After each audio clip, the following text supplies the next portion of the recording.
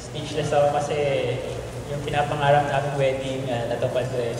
Kahit na madaming preparasyon, actually si Kate lang almost lahat ang nagkasikaso. Pero kahit na-stress siya sa work, galing pa rin ang ginawa niya. So first, siyempre, papasalamat ako sa aking wife sa pag-asikaso nito. Yes.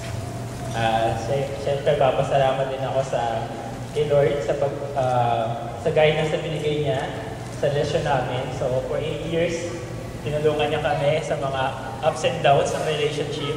Pero kahit paano, ginabayan niya kami para magtagal ng ganun katagal. Siyempre, thank you din sa parents namin sa pagsasakripisyo para sa mabigyan kami ng magandang kinabukasan. Sa mga pasensya nila nung bata kami, lalo na sa kukulitan ko at ang pagiging stubborn ni Kate. So, thank you doon. At natiis niyo kami dahil sa kahit mga ganun kami. Sa mga ninong at ninang namin sa kasal, thank you po. Maraming salamat sa pagdating at sa guidance na bibigay niyo sa amin. Sa mga nagagandahan at sexy na entourage ni Kate. At syempre sa mga nagagabuhang mga entourage ko din. Sa entourage ni Kate, sa wakas makapag-full rice na din kayo. Wala nang half rice ngayon. Sa mga entourage ko, syempre, wala nang effort. Everyday life lang yun. Sa mga tropa ko na dumating, sa mga kababata ko na umatin, syempre, lagi-lagi na dyan para sa mga inuman. At ngayon din nandito para sa aming kasal. Thank you sa inyo. Sa mga friends namin sa Mapua, nandiyan kayo. Salamat. Alam ko busy kayo, nagpapayaman kayo. Kahit madami na dyan ang mayaman, umatin pa rin kayo, lalo. Maraming salamat.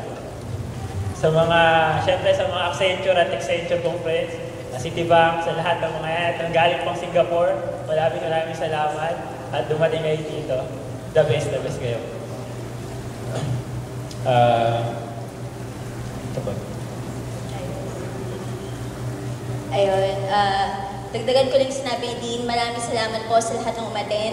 Maraming salamat din sa mga umuwi pa galing abroad.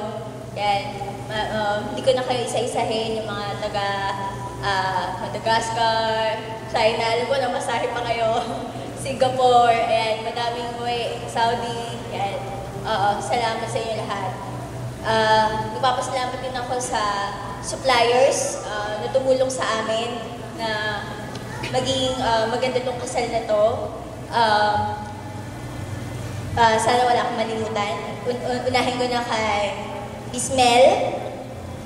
Miss Mel, uwi na siya, pero maraming salamat sa makeup ko. Tsaka sa makeup ng mga mothers namin.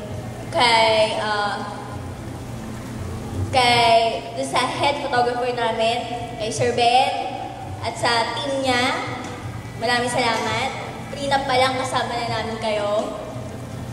At kahit sa init ng araw, kahit sa itaas ng puno, nandyan kayo. Kay Miss Hazel, sa lahat ng, sa team niya, maraming salamat na naging smooth tong event na ito.